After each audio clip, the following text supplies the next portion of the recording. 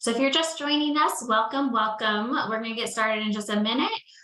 If you'd like to answer our question of the day in the chat, it's on the screen, and I'll voice that over. In a sentence, share with us an example of your plans for this summer. Great. In New York, we're hoping to deliver by bus, serving during summer school with lots of delivery spots. Wonderful. Summer learning camps. See lots of mobile with mobile vans and buses. Really exciting. Keep them coming. And just a quick reminder for today too, if you didn't notice in the registration, today's webinar is 1 hour and 15 minutes. We're going to do our best to get through all of the presentation in that first hour so that we have a solid, 15 minutes for questions. But we know this is a really important and timely topic, so we wanted to allow that extra time for our speakers to share their expertise and to hear hear and answer all of your questions. So keep answering in the chat. Great to see lots of partnerships with YMCAs, Parks and Rec, apartment community centers, really awesome stuff in there. So also feel free to steal ideas. Next slide, and we'll get this show going. So welcome to Schools Out, Foods In, No Kid Hungry Summer Webinar Series. Today, we'll be talking all about non-congregate or meals to go. So the title of today's webinar is Making the Most of a Moment, Non-Congregate Meal Service in Rural Areas. Just a few housekeeping notes. Today's webinar will be recorded, and the slide deck along with the recording will be shared to all attendees and registrants via email. We'll also have time at the end of the presentation to hear from you, so use that Q&A function at the bottom of your screen to put your questions in throughout the session, and we'll get to those at the end during the Q&A portion of today's webinar. We have closed captioning available for this webinar. If you have any technology or accessibility issues, you can message Share Our Strength over the chat, and my colleague Hannah can assist, and you should be able to access closed captioning at the bottom of your screen. We encourage you to use the chat box throughout the session to engage with each other and the speakers. There's a variety of people on the call with lots of cumulative experience, so definitely want to hear from you. Next slide. So after some welcome introductions, I guess I should introduce myself. That would be helpful, right? My name is Paige Facorny. I use she, her pronouns. I'm a senior program manager here at Share Our Strength on the No Kid Hungry campaign. After an overview of the USDA rural non-congregate guidance, I'm going to share some resources from our organization and then pass it over to our three fantastic speakers. So we have Cara Moore, Director of Child Nutrition Programs at Lowcountry Food Bank in South Carolina, Jamie Breidenbach, a program manager from Missoula Food Bank and Community Center in Montana, and then Donna Martin, the Director of Food Services at Burke County Public Schools in Georgia. So after there are three fantastic speakers, we'll get to that Q&A. Next slide. So next slide, we're just going to talk about the USDA guidance. But before we get to that, I kind of want to set the stage for this summer.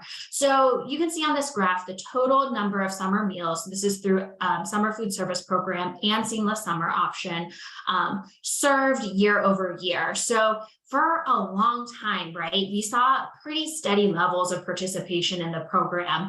But then when we saw the pandemic happen and we had all of those really helpful waivers to increase access to summer meals, we saw a huge spike in participation, a huge increase in the number of meals we're able to, and the number of children we're able to serve.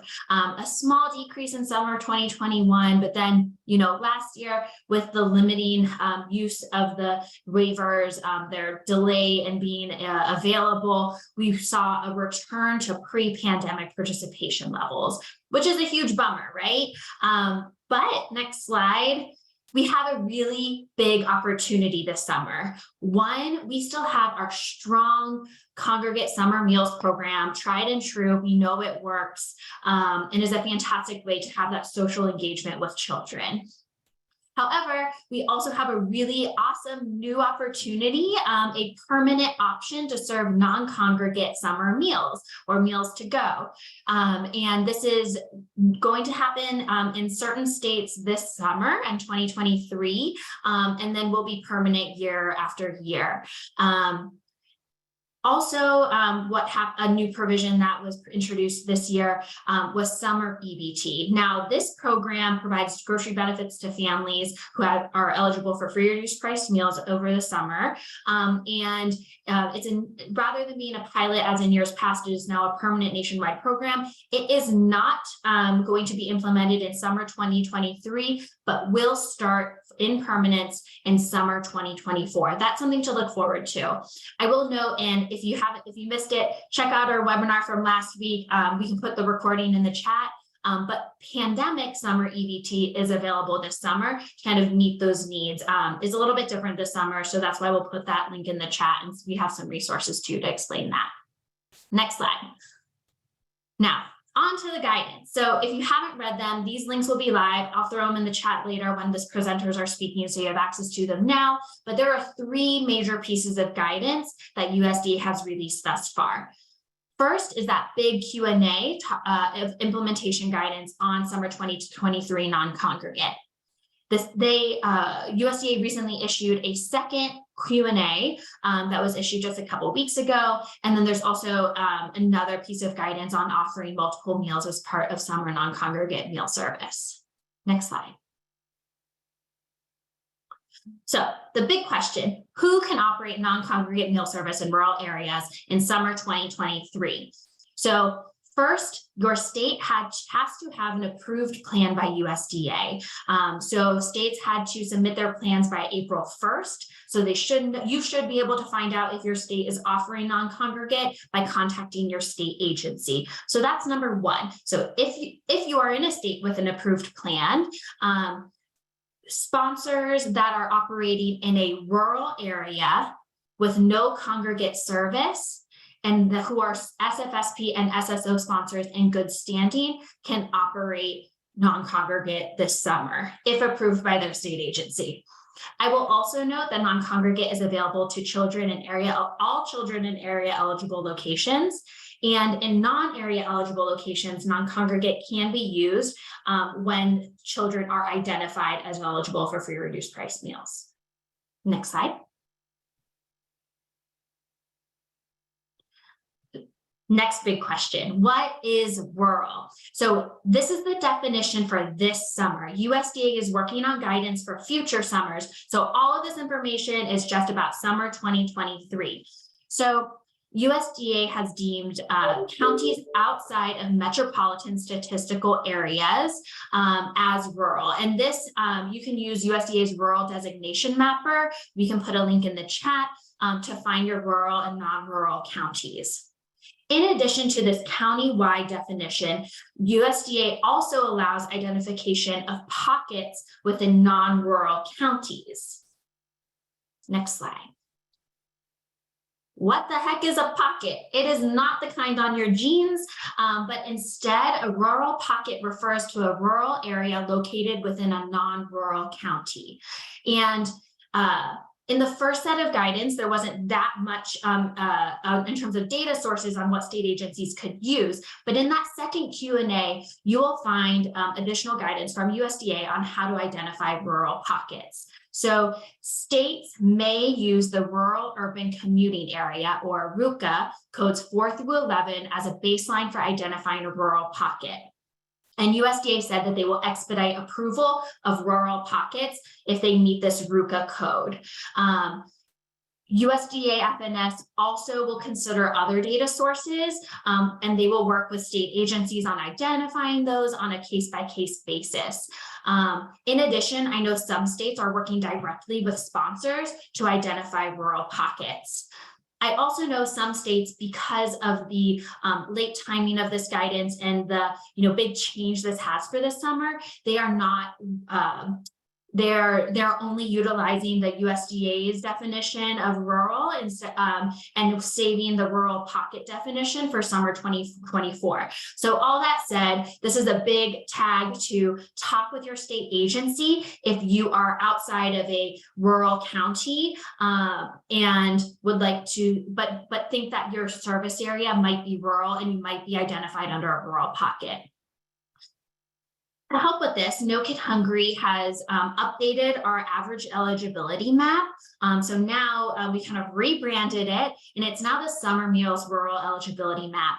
It highlights areas that may qualify for an expedited rural status approval under RUCA. So it has those RUCA codes in there, and you can see if you are operating in one of those areas. The map also includes two other data sources, RUCC and UIC, that are not set for expedited approval by USDA, but your state agency and USDA might be able to work with you to, they might help identify additional pockets. So basically, we put all these additional definitions of rural into a map to kind of help answer this question of what is a pocket. Next slide. So after you deemed whether or not you're rural, the next question is, does the area have access to a congregate site? And this is really defined by state agencies. So I've seen some state agency guidance have a mile radius around that. I've seen other state agencies leave it up to sponsors. I will say one thing, access to a congregate site is not an all or nothing thing. For example, the USDA guidance does allow for complimentary service. So for example, a site can offer congregate meals Monday through Friday and non-congregate on the weekends. Or a site can offer a breakfast, congregate style, and a lunch to go. However, the big thing is congregate and non-congregate cannot happen at the same time at the same site. So you cannot be offering congregate meals, have a congregate site, and while also offering non-congregate meals.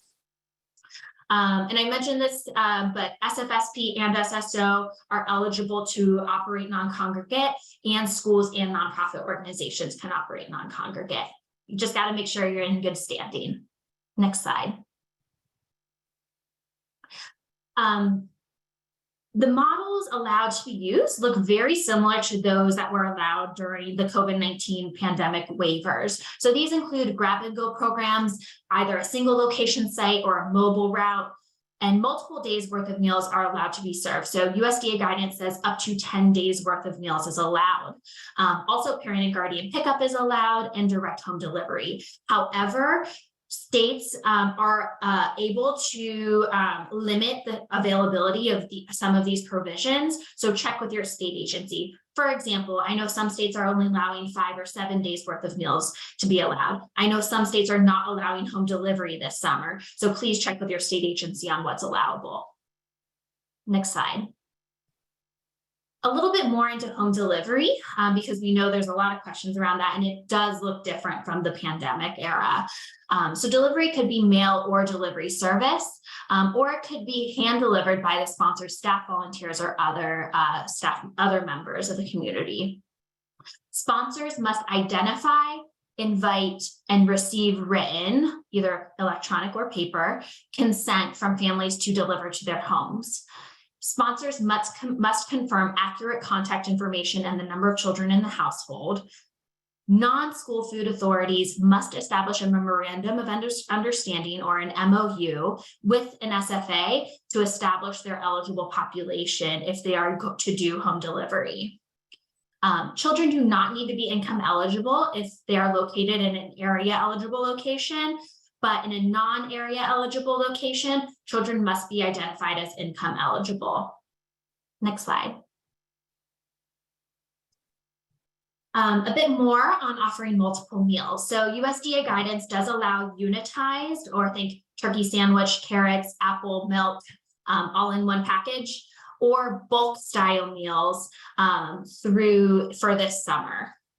For example, in terms of what a bulk meal might look like, bulk items are specific food items that provide a larger quantity than required for a single meal service. For example, a loaf of bread and a package of lunch meat may be distributed as bulk items instead of pre-assembled sandwiches. Consider food safety risk, access to kitchen appliances and tools, and caregiver time and availability when considering multiple meals, whether you're doing unitized or bulk. And provide, if you are doing bulk, provide explicit instructions and intended meal plans for families. A little bit more on bulk food items. They cannot need more preparation or the addition of other ingredients besides water before eating. So to give this a little more context and our example, a loaf of bread and package of lunch meat may be really helpful for families as opposed to 5 or 7 pre-assembled sandwiches that might get soggy or stale. However, a box of uncooked pasta and a jar of sauce might not be a good idea because it requires preparation, equipment, and adult supervision that might not be available to the household at the time of consumption. And one last thing, frozen food is allowable. Next slide. A little bit more on area eligibility. And area eligible locations are where 50% or more of children are eligible for free or reduced price meals. All children can be served non-congregate meals. In non-area eligible locations, non-congregate meals can be served to children identified as eligible for free or reduced price meals.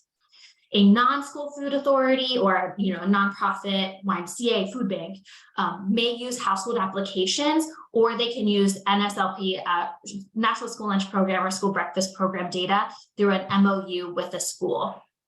A school can use direct certification or free reduced meal price application data. Okay. That was a lot. Next slide. So we can get to answer all of your questions in the Q&A, but I do want to point you to a few resources that go through some of this guidance too and give some really contextual examples. So we have an implementation guide that's a really catch-all about the different meal service models available. We also have 2 really fantastic case studies and highlighting 2 of our speakers today, actually. So do read those that provide a lot of great context. Next slide. We also recently released just last week our Summer Meals Outreach Toolkit. This includes information and assets for congregate meal programs in addition to non-congregate specific programs. So we have graphics that say meals to go and that sort of thing, in addition to our normal text food to 304-304, which is our No Kid Hungry texting line. And we'll put a link to the recording of the webinar to learn more about that. Next slide. Excuse me. I won't go through all these. We have a lot of other resources. These links will be live in the slides when you get them. Next slide. And a little bit more on our No Kid Hungry texting line that I just mentioned. So if you haven't heard of it, we pull data from USDA, from states, from other sources. So families or individuals can text food or comida to 304-304 to find the nearest summer meal site to them. We don't have the information quite ready yet, but we will be launching on WhatsApp as well. And you can also visit our free meal finder map at nokidhungry.org/help or /IUDA. Next slide. We are in the midst of our webinar series for summer. So just pointing to what's happening this month, later this month is strategies to improve the summer meals experience for kids and families. And then the last webinar in our series in June, we'll be talking all about transitioning to year-round meal service through CACFP at risk. So excited to have you join us for these future conversations. And with that, I'm going to pass it over to our first speaker, Cara. You are on deck. Great, thank you, Paige. And thank you, everybody. I am happy to be sharing with you some history, kind of a past, present, and future of where Lowcountry Food Bank has been and how we've engaged with non-congregate meals. We are a sponsor for the Summer Food Service Program in the Lowcountry of South Carolina.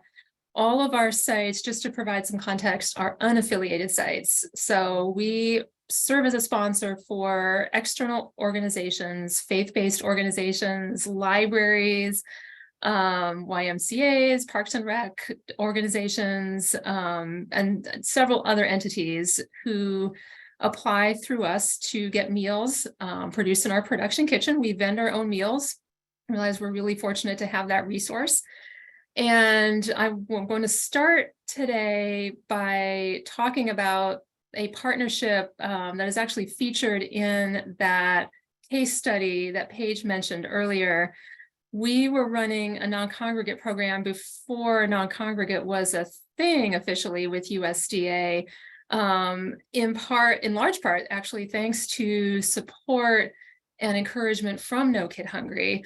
We piloted a self-funded non-congregate meal program in one of our more rural counties back in the summer of 2016.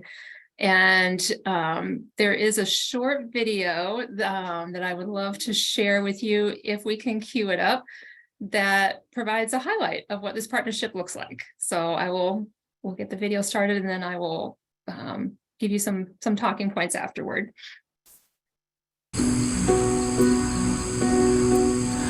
This community, the one I love so much, economically, we are struggling. We have one industry here, no grocery store, one convenience store.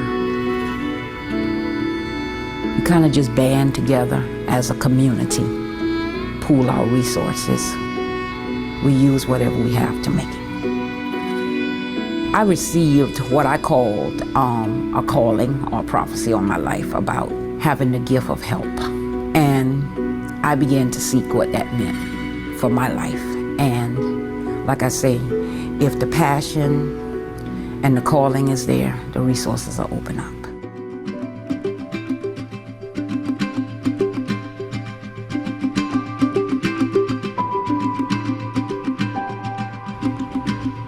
We're in a rural area. We're doing all we can to make sure that our kids are fed. So we were trying to set up sites in areas where the kids could get to the meals. I wanted to make it interesting when I set the sites up. I didn't want them to all be in churches. I have 2 sites in the homes.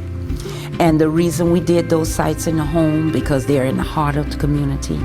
I told her, I said, well, Joanne, I can do it out of my house where I am. And she asked me, she said, would you really? I said, yeah, it would be no problem.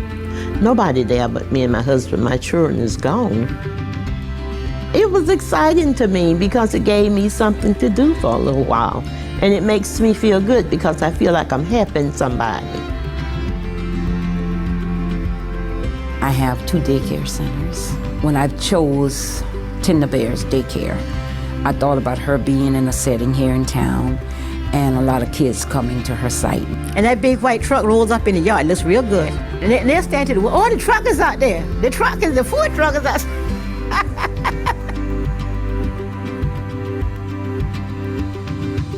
We wanted a hair salon because I know she see a lot of people, and I know I've been there when some of her clients come in with a lot of kids. So I said, wow, this is a good site for it. When I look for people to help, I look for birds of a feather that flocks together. And by saying that, I'm saying I look for people with the same passion as I have. I can't do it without them. I see the need for the food. I see the need for the kids to just see someone coming who cares. I see the need where the parents are trying and sometimes may fall short.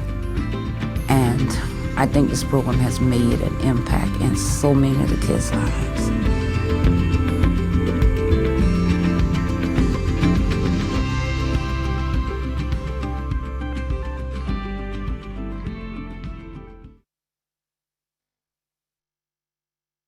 Great, thank you. So we launched the Williamsburg Summer Eats project, as I said, in the summer of 2016. So this will be our 7th summer going into this now. Couple of key elements that I think were essential, have been essential to the success of this continuing partnership. One would be the woman that you see on the screen right there, Joanne Edwards. I can't say enough good things about her. She is a true community champion. In fact, last year, with the support of her sister and other family members who nominated her, she was recognized at the state level with one of the state's highest volunteer service awards. She knows her communities better than anyone. And I think being an outside organization like a food bank, going into small rural communities, having someone there who can serve as a gatekeeper to the knowledge and resources in that community and help build trust between us and the neighbors there was essential. And she has done that. She has been a great partner. She mobilized all of the volunteers that you saw in the video, to the point where now at this juncture in our partnership, the program pretty much runs itself. Our involvement was very hands-on the first couple of summers, but after that, it got to the point where it ran like clockwork. We were providing meals out of our kitchen for the first few years, and then due to a number of factors, including some renovations that were taking place in the school cafeteria where the meals were stored, the pandemic happening, all contributed to us needing to seek out some alternative menus. So we found a shelf-stable meal vendor that we've now used for several summers. We've gotten such positive feedback from the kids and the parents who receive those meals that we've continued that partnership. So next slide, please. That's just some context for where Lowcountry Food Bank serves. To speak again to Williamsburg County, you'll see that it's kind of at the northern end of our territory there. We've been working with the same 10 sites in that county for the last 7 years now. The meals that we vend through JA Foods are delivered directly to one of the elementary schools in that county. They are packed and distributed from there to each of those 10 sites that were specifically identified by Mrs. Edwards and her volunteers as being locations that were easily accessible to children and families. And then for 4 weeks, usually the month of July, those families come to one of those 10 sites every day, Monday through Friday, and pick up a breakfast and a lunch to take home for their children. Mrs. Edwards helps keep track of how many kids are served because she does take enrollment. Usually towards the end of the school year, she sends out a letter to all of the parents of the schools in that area.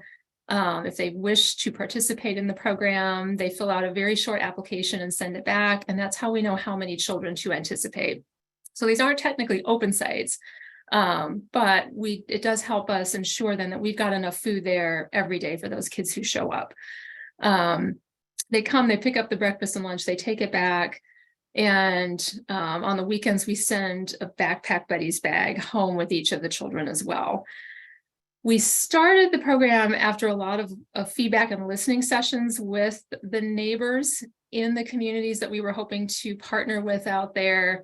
We learned that the school district was also a sponsor for summer meals, but was historically only providing those meals in the schools to children who were participating in enrichment activities during the month of June. The meals didn't necessarily extend into the month of July, and they weren't always accessible to kids who may not already have been engaged in summer learning or tutoring at those schools. So there was a gap there that we hope to fill.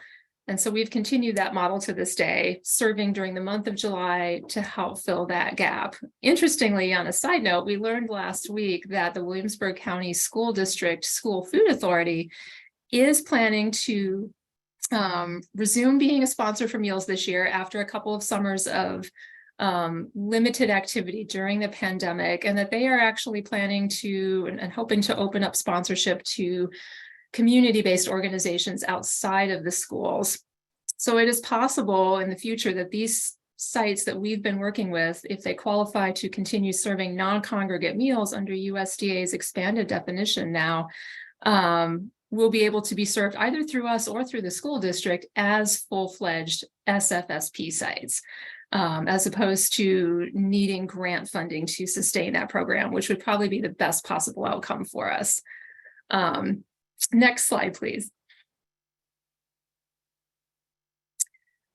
We have historically reached about 260 kids a day through Williamsburg Summer Eats. So it ends up being around 10,400 breakfast and lunch meals during that month of July, and then around 1,700 meals on the weekends as part of the Backpack Buddies program. So next slide. Beyond that, when COVID hit, of course, just like everyone else, we had to figure out what summer meals were going to look like. We took advantage of as many of the waivers as we could. We offered grab and go options at many of our historic partner sites. We offered multiple meal distribution options where parents could come once a week and pick up 5 days worth of breakfast or 5 days worth of lunches. We allowed parents to pick up on behalf of children without the children having to be present. And we utilized spreadsheets in lieu of daily meal count forms to allow sites to track those multi-meal distributions. We borrowed, our state agency provided some templates, kind of some sample forms that we adapted for our use to ensure that we remain compliant and that we could accurately track how many meals were given out and how many children were served. Next slide, please. So these are just examples of some of the tools that we utilized during that time period. We had a parent validation worksheet that we used at several of our traditional kind of fixed location non-congregate sites. We also had a mobile route that visited 3 to 4 different locations in the Charleston County area, Monday through Friday. We were fortunate during that time period that we were able to engage some youth ambassadors through No Kid Hungry who helped to run that mobile meal route. And they would stop at each location for about half hour or 45 minutes and distribute meals, again, to parents who could show up either with or without children.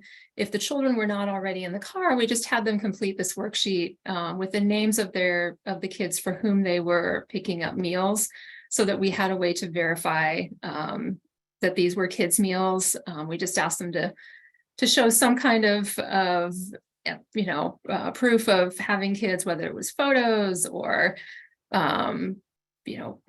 school records, anything like that. Those were the types of documentation that our state agency said would be acceptable in those circumstances.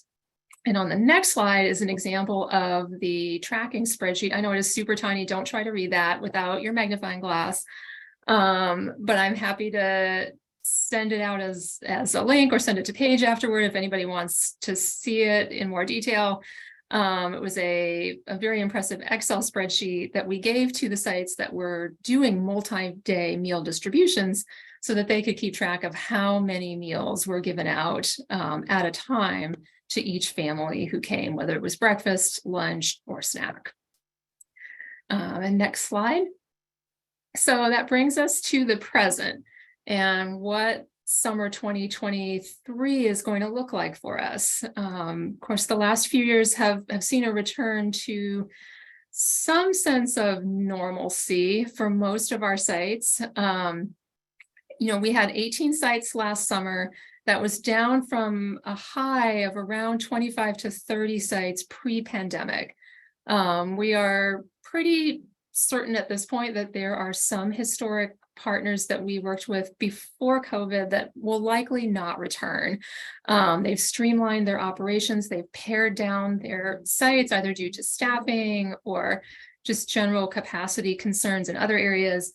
And thankfully, other sponsors have come back online. Most of the school districts in the counties that we serve are huge summer meal sponsors. We are not trying to duplicate what they do. They are phenomenal. We are just trying to fill gaps where perhaps school districts can't reach. For example, in Charleston County, our school district here serves dozens of sites every summer. They work with many of our local libraries, but there are a few branches in more rural pockets of Charleston County that for logistical reasons, they just can't get to with deliveries. So we serve those sites so that those rural libraries can still get a meal or a snack during the summer months. The first bullet point here kind of says it all. It is still very much a work in progress. I will be honest, I don't have a very concrete strategy to share at this point. We did learn from our state agency last week that they did submit a plan for approval to offer the non-congregate meal option. They, in terms of what Paige mentioned earlier about defining rural, they are trying to use the broadest possible definition. Basically told us that we should go ahead and submit our facility applications and our sponsor application using USDA's rural eligibility map or No Kid Hungry data as the basis for determining whether a site is rural or not. And they also made reference to the RUCA codes and the alternative data that Paige mentioned earlier as another way to identify possible pockets of sites in metropolitan statistical areas that may qualify. So we're looking closely at that data. They also told us that in terms of not duplicating meals, that they would consider a site to be eligible for non-congregate meal service as long as it was at least 2 miles away from a site that was offering congregate meal service. So that 2-mile radius is kind of what we're keeping in mind. Of course, that too could have caveats. If, for example, the nearest congregate site is 2 miles, or is less than 2 miles away, but maybe it's a closed enrolled site where only the children who are already enrolled in programming there can get the meals. So that would necessarily potentially limit access. So we're considering all of those things. If we were to offer non-congregate, or if we had sites that wanted to use that option, we would potentially look at offering a grab and go and or multi-day meal pickup models, just like we did during COVID. We're also having to look closely at how we would track those meals. In the last 2 summers, we've now adopted a web-based platform for meal tracking. Some of you may already be using it too, Link to Feed. And so everything is done electronically through this cloud-based software.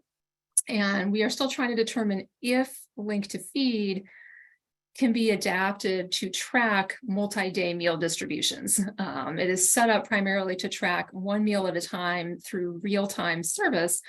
So that may be something that we have to adapt or perhaps supplement with a paper-based form in some way, but we're trying to ensure that if we are able to offer non-congregate to any of our sites, that we can do it with integrity and still remain in compliance with everything our state agency is asking of us. So to be honest, we are really excited that the USDA is offering this as an option. There are still a lot of hoops to jump through for it. And we're just trying to feel out what it's going to take to jump through those hoops so that we can ensure that as many kids as possible have access to meals where they are in the summertime. And with that, I'll turn it back over to you, Paige. Thank you so much, Cara. That was super informative. Love the video. It always chokes me up a little bit. So we're going to pass it right on to Jamie.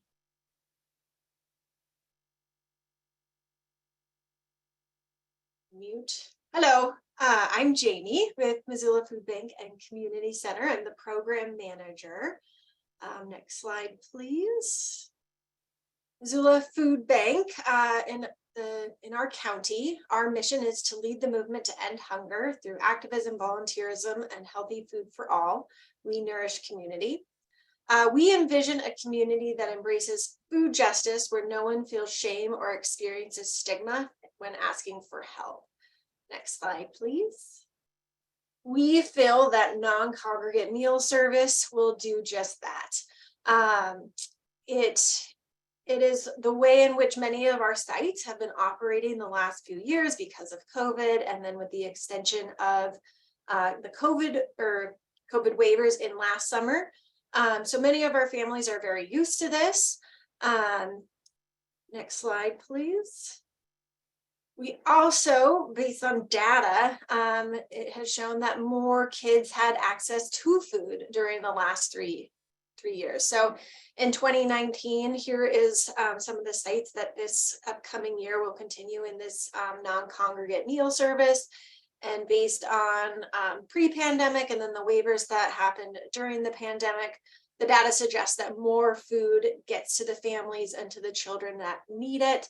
And so we feel like this is a great option for us and the families that we serve. Next slide, please.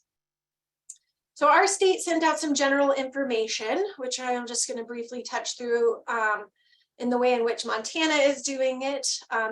Many of our sites are unaffiliated sites, but some of them are affiliated sites, in which case we hire some additional summer staff through the AmeriCorps 10-week Summer Vista position. We do also get a No Kid Hungry youth ambassador to operate our summer meal sites. So in order to be approved for the non-congregate meals, we had to fill out an application that the state went out on a Google form, which was relatively easy. That application had our safety plans and how, if you were to distribute multiple meals in a day, how would there be a safe food handling practice, and that ensuring that you continue to comply with all SFSP regulations, which we felt like were no problem. Next slide, please. Like Paige touched on a little bit, sites that are eligible are the rural and the rural pocket. You have to be area eligible, and that a non-congregate and congregate meal service cannot operate at the same time, which is, it's okay. We want to meet everybody where they're at. And so for some people, the non-congregate works better than the congregate, and vice versa, but we will just do it all non-congregate. And so we feel good about that. Next slide, please. Our state issued some logistics. We are going to be a meal pickup. We're not going to do any home delivery or ship to home. We are excited about being able to offer multiple meals at a time. Again, we feel like this allows for eliminating barriers and getting more food into the homes of the children that need it. Allowing for parents or guardians or other children to pick up for the household feels like a huge win, and we're very excited about allowing, just again, eliminating those barriers and allowing for more access to more food for the children who need it. Next slide, please. So we, using that rural map, Missoula County, which is where Missoula Food Bank is deemed an urban county, but we do have one site that is just on the border in Mineral County, and Mineral County is a rural county. So Alberton, which is the town just on the other side of the border, was an easy check to be a non-congregate site, but we had a few sites within Missoula County, next slide please, that we felt would be rural pockets. And so Frenchtown, Lolo, those were two sites that they're 10 plus miles outside of the city limits, and our state deemed them as rural pockets and eligible for the non-congregate meals.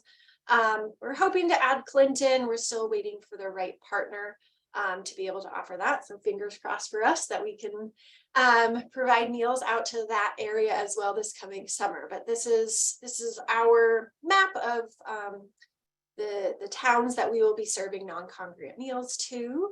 Next slide, please. Again, our state issued the evaluation on how they were going to determine if all the rules and regulations were being followed. We feel like we are able to abide by the SFSP guidelines and ensure that we're only providing 2 meals per child per day. We have a strong relationship with all of these areas and the people served in these areas. Some of them we have satellite pantries that we operate on a monthly basis. And so we have strong relationships within these communities, sometimes with some of the families. So we already know the number of children that are in those households. So the trust between households and between us is there. We also have the benefit of additional grant funding to offer adult meals. So often when we ask, it's just for our tracking for the state purposes. And there's no monetary exchange that has to take place. And so that allows families to just be able to more openly and freely share who is receiving the meals in that household. Next slide, please. Our state is doing a tiered status. So tiered 1 being that non-congregate, you can just do 2 meals per day per child. Tier 2, which is what Missoula Food Bank and Community Center will be, is that you can do 2 meals per day for a few days at a time. Tier 3, they're going to use sparingly. That is up to 7 days at a time for distribution. But like I said, we are in the tier 2 status. So mostly taking advantage of for the weekends. There are not any summer meal sites that are in operation over weekends. Right around us or in Missoula County. So we are excited again to be able to have this as an option to provide that additional food and ensure that youth are eating over the weekends and getting the nourishment that they need. Next slide, please. Like I said, we're going to do the meal pickup. So a grab and go curbside meal service. Slightly different depending on each location. Some of them will be a walk up inside at the office of the school. Some of them will just be a drive through. It just depends on what works best for each location. They are all area eligible. Next slide, please. But we're excited that we can use our Empower Packs as a breakfast meal for over the weekend and just use that and get reimbursed for the Empower Packs, which we distribute every Friday anyway. So this allows us to claim them as a breakfast meal and just get some reimbursement for their what we call our backpack program is Empower Packs. So we feel like we're able to provide more food to our community. And then there will be the funding to come alongside with it to make it an easier yes. And then the paperwork for implementing this has been relatively easy. We will have to do kind of a separate training for our summer staff that will be operating non-congregate sites, just because it's very different than all of our congregate sites. And we will work with each site to logistically figure out tracking of meal service, if we just stick with the paper form, or if we can use our state has an online meal tracker program. So we'll have to see how that's gonna play out, but just the logistics to work through as we get ready for the summer, but feeling really good about the options and being able to serve more families and provide more food to the kids that need it. Next slide, please. Thank you so much for letting me be here and taking time to listen. Awesome. Thank you so much, Jamie. And just I put it in the chat, but there are profiles on both Missoula Food Bank and Community Center and the Lowcountry Food Bank about their non-congregate program. So really great write-ups. And now we're going to pass it to, I think will be the tip queen here on today's webinar, Donna Martin. And we haven't had too many questions. Continue to put those in the Q&A box. So Donna, as we know, this webinar is an hour, 15 minutes. Feel free to go through your presentation in full. Okay, great. Thank you so much. I'm honored to be here with you today. I'm the director of Burke County Public Schools, and we do breakfast, lunch, after school snack, supper, summer feeding. We do it all. Our kids need it. And I'm going to hopefully give you a lot of tips and a lot of ideas. I'm going to go through my slides pretty quickly. You're going to get them, but you're going to get a lot of ideas. So next slide. So decisions. And you've got to make all these decisions before you start this program. Next slide. So the first thing you need to decide is, are you going to do pickup or are you going to do delivery? And they're two totally different models. And I would never recommend doing a combination of both of them because it's hard to track when you're delivering meals to people and then they're coming to pick them up. So I think one or the other. Are you going to do daily meals? So are people going to pick up daily meals? Or are they going to pick up 2 days? Or are they going to pick up weekly meals? Are you going to do 5 days? Are you going to do 7 days? Are you going to do 10 days?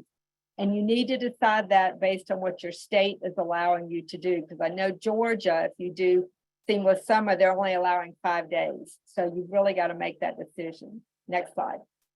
The next thing is whether or not you're going to do hot meals that are individually wrapped. So you're not really going to do a lot of self prep. You're going to put like pizza in there and corn dogs and cheesy pull aparts and things like that. Or do you have a staff that's going to make these delicious home cooked meals where you're going to do baked ziti and lasagna and you're going to do chicken and things like that and wild rice. So which are you going to do? Next slide. So the other option is cold meals, and you can do a combination of hot meals and cold meals, but I love all these salads. And we last year did salads, packaged salads for our kids. And when I talked to them in our weekly meal boxes, what they loved about them, a lot of them said, we love the salad. So making up a salad, putting a lid on it is an easy cold thing if you don't want to do any cooking. How about these kid cootery things over here on the right-hand side of the slide? I love doing something like that where the kids put together like a little charcuterie, but it's for kids. Simple, no kid, no cooking, great idea. Next slide. So are you going to do prep or no prep? So these are some no prep ideas that are so easy. So you start here on the left, peanut butter and sunflower seeds for your protein, with grapes and celery, yum. The next one is corn dogs and sugar snap peas and an apple, yum again. The next one is bean dip and string cheese. This is a new one we tried this summer and the kids loved it with the Fritos. The baked Fritos, always a hit. The next one was cheese sauce and baked Tostitos and sunflower seeds. They love that. And at the top, yogurt and string cheese. These are all individually packaged meals, no prep at all. Next slide. So these, if you don't have any staff this summer and you cannot make any sandwiches and you cannot prep anything, try getting these pre-made sandwiches. These are great. You can get them from your vendor. You have to pre-order them in advance, but they come all kinds of different ones: hot roast beef, turkey, ham, hamburgers, cheeseburgers, all these different ideas. And so these are just some ideas. If you don't have any staff, and there's nothing wrong with that. If I got this meal box, I would be so excited. Next slide. So this is also kits that you can get already done. You can order them and have them designed however you want. And they're prepackaged one-day kits for breakfast and lunch together. And you can see I have 3 different ideas on here, and I have a list of ideas. And these are also delicious. Again, no prep, shelf stable. You don't have to worry about having refrigeration or anything like that if refrigeration is a problem. So just an idea here. Next slide. This one is a breakfast kit, one-day kit, if you want to do breakfast. Again, shelf stable, easy to go. You just order them, put them in your, if it's a single day or weekday, depending on how many, and they come in lots of different configurations. Next slide. This is a 5-day meal kit that's 5 breakfasts and 5 lunches. And these are the kinds of things that you can do delivery. Again, if you're having staffing issues, these work really well. And with these meal kits, you can even do the shelf stable milk with them. And so again, you don't have to have any refrigeration, any coolers. You can drop them at the homes. You can have them picked up, or you can have them delivered by UPS if you want. Next slide. So this is some breakfast ideas that we do that are no prep. Now these are some refrigeration ideas, but cereal, waffles, another cereal, and blueberry mini pancakes with a serving of fresh fruit or a vegetable. You can do a vegetable. And our kids really do love all these hot ideas. These are things they're used to during the year. Next slide. So if you need menu ideas, I have them. Let's go to the next slide. So I have prepared a long list of things that I think you can, what we do, mix and match. And this is what we did in my office here when we were planning our meal boxes, is we came up with as many meat alternate ideas as we could.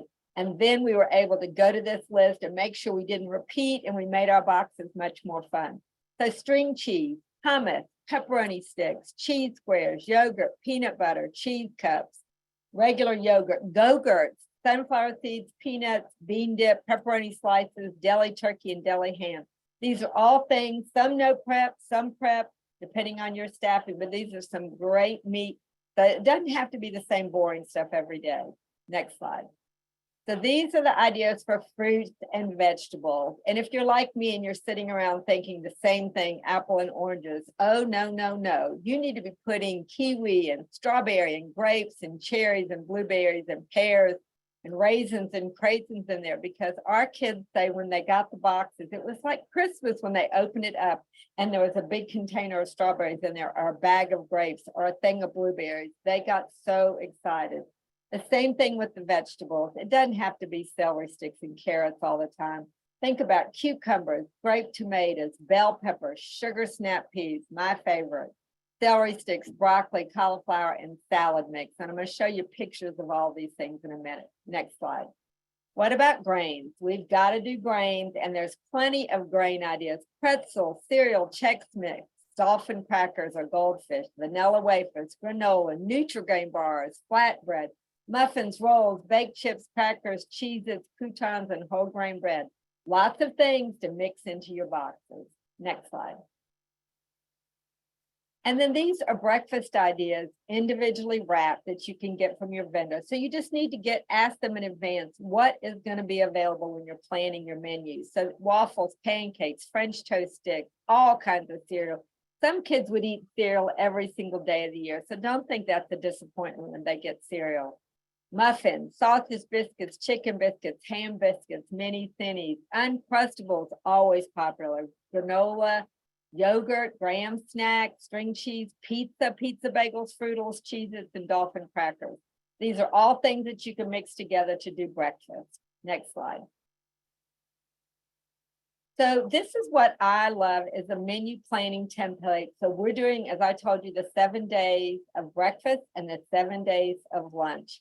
And so we're not doing it through the Seamless Summer, we're doing it through CACFP, and they're allowing 7 days. So put a template together, just an Excel spreadsheet, and list what you're going to do every single day. So you make sure you meet all your requirements. So this would meet all the requirements for Seamless Summer Option for 7 days of breakfast and 7 days of lunch. So it lets you know how many apples, how many oranges, if you can do a bag of carrots, a bag of celery sticks, how many cucumbers, very easy. Next slide. Here's just another menu that we did. We did fajita chicken, and we had fajitas for them to do, and corn dogs and yogurt and pizza. We put 3 frozen pieces of pizza in there. It could be microwaved or done in the oven. This week, they got grapes and blueberries. Don't you know those kids were so excited when they saw those blueberries and grapes in their box? I think they were. Next slide. So, if you're doing Seamless Summer and you have to do the lentil ideas, these are something that we have done in the past, where we did the garbanzo beans, and we got our produce vendor to bag them up, 1/2 cup servings for us. We did the corn and the black beans salsa. What's great about that is it gets your starch and your lentil all in one container, and the kids loved it. It was the week we did fajitas. And then on the right is the just the chips, the chickpea chips that count as your lentil if you want to do something bagged and not cold and it's shelf stable. Next one. So I think starch ideas were a struggle for us when we were doing Seamless Summer. So sometimes we bag up corn on the cob that could go in the microwave. We would send home jicama. Who knew jicama was a starch? But it is. And then we would also do yam sticks, and our vendor would do those for us. And they're fun. They really are fun. So starch ideas. Next slide.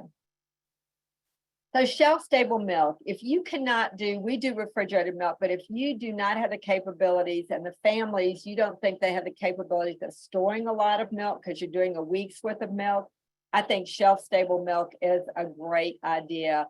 And it's coming down in price and tastes a whole lot better than it used to. Next slide. So this is how we do it. We do the half gallons of milk. We give them a half gallon of white and a half gallon of chocolate instead of all the cartons because it really saves space. And we have some of our families have 11 kids. They tell me they actually put their milk in the freezer and freeze it, which I think is a great idea. But we allow the families to get 2 whites, 2 chocolate, or white and chocolate per kid, whatever they want. But I think it takes less storage space to do the half gallons, but you have to ask your state. Not every state will allow you to do half gallons of milk. Next slide. So then are you going to do the daily meal boxes or are you going to do the bags? So either one, if you're doing the daily, those little boxes on the left are wonderful. You can do the little t-shirt bags, or this is a new product that I've seen out that is clear plastic that you just grab with your hand. I also like these for grab and go breakfast during the year, but these are another great way to do a day's worth of meals. Next slide.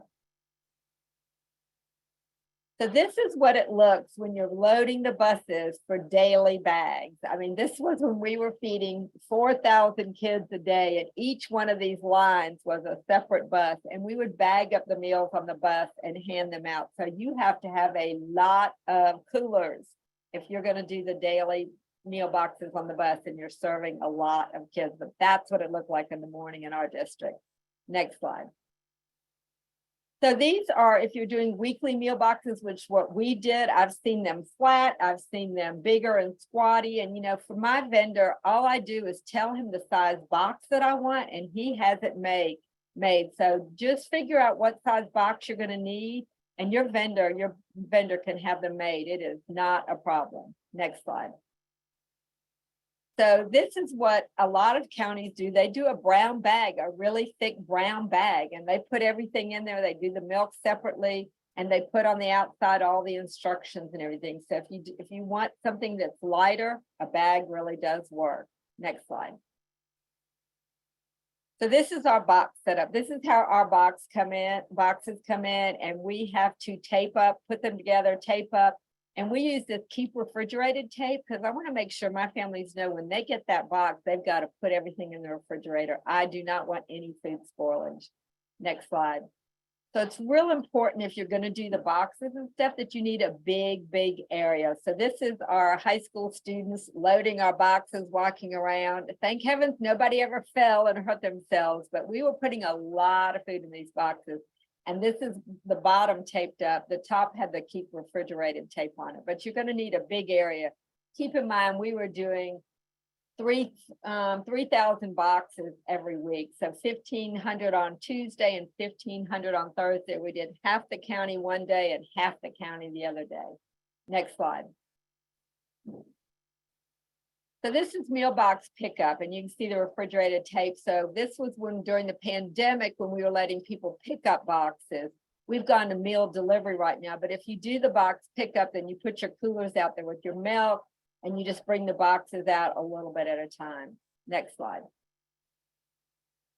So in our boxes, we put our weekly menus. So this is when we were doing breakfast, lunch, and supper, but right now we're doing breakfast and lunch. But you put together a weekly menu and put it in the box so they know really what to do with all the food that's in there and how they're supposed to. If you don't unitize it and bag everything up, then you need to put a menu in there. Next slide. The other thing I loved is we put all kinds of educational materials in our meal boxes, and we would send them to our website. And we do QR codes and forms with QR codes so they can go and look up what is a sugar snap pea and what are garbanzo beans and what do you do with the yogurt and stuff like that. So it's a great opportunity to do educational stuff, put recipes in there and get them involved in looking at your website. Next slide. So make sure in your boxes, if there's anything they have to cook like pizza or corn dog or anything, that you put how to microwave it, what the oven instructions are. Not everybody has a microwave, not everybody has an oven. So you need to put all the cooking instructions in there, and make sure you do them in Spanish if you have other languages, and you may have other languages in your district that you need to convert these into other languages too. Next slide. So I love this idea of if you're doing bags or a salad or doing fajitas or something, and you want to put a little dymo and put the instructions, this is what's in there, this is how to cook it, and you could just do these really, really quickly. So I thought that was kind of fun. Okay, next slide. So what's great about our summer feeding is everything goes out on buses, and we do this bus tracking system. So we have 15 routes on Tuesday and 15 routes on Thursday, and all of the families know what route, what bus is coming. So let's say that they're on bus 2108, and this is route 1. Nicole Greer is the driver. All they have to do is click on that link, and it shows them exactly where that bus is, and it shows them how long it'll be till they get to their site. So they don't have to come outside in 100-degree temperature and 95-degree humidity in Augusta and in this area, and they can watch. And if they've missed the bus, they can get in their car and go track it down. Or if they miss their day, they can go to another district and go to another, bus route and follow the bus and get it. This is the best tracking system, and this is by Sam Sarah. That's the name of the tracking system if you want to Google that. Next slide. So if you don't have a bus, you can use a van. Vans work just as well, and you may be doing daily meals or whatever, so it doesn't have to be a bus. Next slide. So sometimes people eat on the bus, and these buses have all been configured to have the kids eat on the bus. And I love this when they eat on the bus, because I love that it's more like a family meal time, and they talk to each other and they get the socialization. So if you're able to do that and you're not doing the non-congregate, I know we're talking about non-congregate, but if you're doing congregate, I love the getting on the bus to eat. But you could also have the kids get on the bus and eat, and then send home the non-congregate for the other meal. So you could do both things this way, and then you could do some educational things on the bus at the same time. Next slide. So if you want to serve out of the bus, where you can use your bus as to serve. So you can have a window open and the kids come up and get the daily meals that way. Next slide. So, if you're doing meal pickup ideas, if you're doing the daily pickup, at this slide here on the left, they're doing the daily pickup.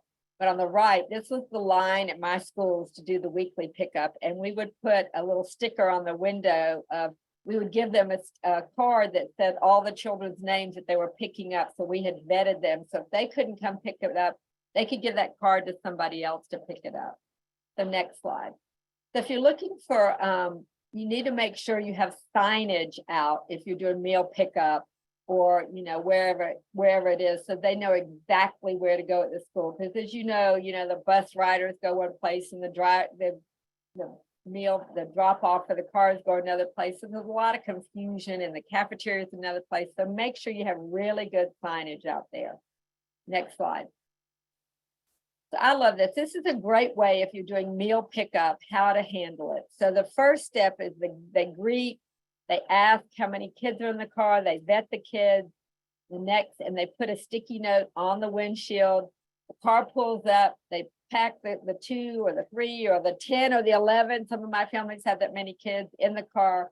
They collect the stickies off the car, and then they compare it to the clicker. So this is a great way to keep up with how many kids you're serving. Next slide. So this is our daily meal bag preparation. When we do daily meals, we do like a whole system. Each person just adds something and it goes down the line. It's really not that hard. It is very fast and very efficient. We tie off the bags. Next slide. So this is the bags packed. Some people do the clear plastic Ziploc bags. Those work really well. Or you can do the t-shirt bags. I'm just trying to give you a bunch of options because it may work differently for each one of you. Next slide. So these are the t-shirt bags. I never knew what a t-shirt bag was until the pandemic hit, but now I know all about t-shirt bags. Next slide. They're very cheap and easy. This is our packaging system, and we love this. So you can go from simple to very sophisticated. On the left, we're packaging individual things of grapes. And on the bottom, this is this new counting system that we had. And we used to have the thing that you put the bag through and it seals it up. But what's great about this is now it counts. So you know if you've done 100 or 200 or 300. On the right is our sealing packaging system. Next slide, and I'll show you how we do that. You can get a tabletop one. You can get one that does a few. You can get another tabletop that you run them through. They're very easy, don't cost very much money, and you can package your stuff. Next slide. Or you can get what I call our I Love Lucy machine, where you run everything through like Lucy with the chocolate factory, and it packages everything really, really fast. And a lot of school systems have that. Next slide. So you choose, you can either bag up your celery or you can ask your vendor to bag up your celery for you. They're really happy to do that. Next slide, depending on your staffing needs. So this is what I was talking about, where you get your produce company. On the left, they did a half a cup of vegetables, they did a cup of salad. And on the next one, it was carrots and green beans, and they put the ranch dressing in for you. And then on the right, they did fruit and vegetables. So you could bag up a half a cup of grapes and a half a cup of carrots in there, and you get 2 of your things already ready to go. Lots of options. Your produce vendors are happy to do it. Next slide. So these are just some heat and serve options if you don't have that fancy packaging machine that I have. Next one. So you just need to ask yourself, if you're rural, are you going to use the non-congregate option? And are they going to allow you to do multiple meals? And are they allowing parent pickup? And that'll help you make all the decisions to do all the options that I've talked about. Next slide.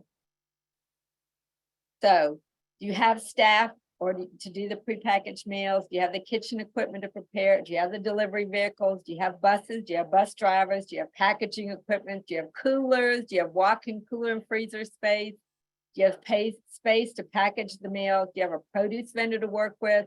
And will you be able to get the food you need? So look at all those questions and make your decision. That's last slide. And this is why we do it. And this is why all of us are in the business, because our kids really count on us. So that's it. Paige, back to you. Thank you so much, Donna. We have a couple minutes for Q&A. So if you haven't put your questions in the Q&A box, please do. Right off the bat, Donna, I have 2 quick questions for you that I couldn't answer myself. Did you pre-wash your grapes and cherry tomatoes and all your produce? We let our vendor do that. They pre-wash everything for us. And then if they don't and we get them in bulk, then yes, we do pre-wash them, yes. But typically if they bag them, they've done all that. But if they come in bulk to us, we definitely do that. And I saw the question about the bus routes. The transportation department handles all our bus routes. They know where the kids are. And if we get any complaints, I send them to the transportation department and they decide whether or not they're going to add a stop there. I don't have to make those decisions. That's great. Any other questions can go in the Q&A box. I want to open it up to our other speakers. So Jamie, Cara, if you're still there, and ask kind of maybe a philosophical question, but this is a lot to do. Summer is almost here. So I want to ask each of you, what is your why for kind of going through these extra steps to implement non-congregate this summer? And we can start, we'll do Jamie, Donna, Cara. Thank you, Paige. Yeah, for us, I think just to be able to provide the most amount of food that we can to the children in our community, in ways in which eliminate as many barriers as possible. We feel that non-congregate will do that. And we have the data that suggests that this does get more food to more children. And so for us, it feels like the back end is relatively small compared to the impact that it will have. And the reason we do it, Paige, is that our kids are 30 miles away from a school. And they do not have any transportation. They do not have gas money, and there's nothing going on in their communities. And so again, just like she said, we needed to provide the maximum amount of meals. We don't have enough bus drivers to go every single day or to bring the kids in. So it was just the most efficient plan that we could do. And it has worked really, really well for us. We have a very food insecure community. And I feel really good that we are stopping that academic slide as much as we can with our kids. So that was we know they may have food to eat, but are they going to have the healthy food that we can provide that is so important? Awesome. To second what Jamie and Donna just said, for us also, it's just about meeting kids and families where they are, knowing that not because of transportation barriers, because of geographic barriers, because of work schedules, because of having multiple children at home that you need to care for. There are many reasons why it may not be feasible for a parent to bring a child to a congregate site during that meal service and sit there and allow that child to eat that meal on site. So we're grateful that there are now opportunities and options to allow us to make those meals and those snacks more accessible to kids wherever they may be. Awesome. Oh my goodness. Such great stuff. Thank you all for taking an hour and 15 minutes out of your day to present, but also thank you for all that you do to feed kids throughout the school year, but especially during the summer when we know it's one of the most vulnerable times for children and families. So thank you, thank you, thank you. I'm going to close us out with two final things. Next slide. First, if you haven't gotten in contact with us and want to stay in touch, sign up for our newsletter, visit our website. Those links will be live in the slides. Next slide. And last but not least, after exiting the webinar, a short survey is going to appear on your screen. Please take it. We read each and every one of those responses and try to use that to make our webinars better and more applicable to your needs. So definitely take a short moment to answer those questions. I promise it's short. And I think that's it. Next slide, we'll have my contact information. We'll be following up with slides, recordings, and a few extra links and details. So keep a lookout for that. And thank you all for joining us today. I hope you have a great day. And thank you again to our wonderful speakers. We'll see you soon.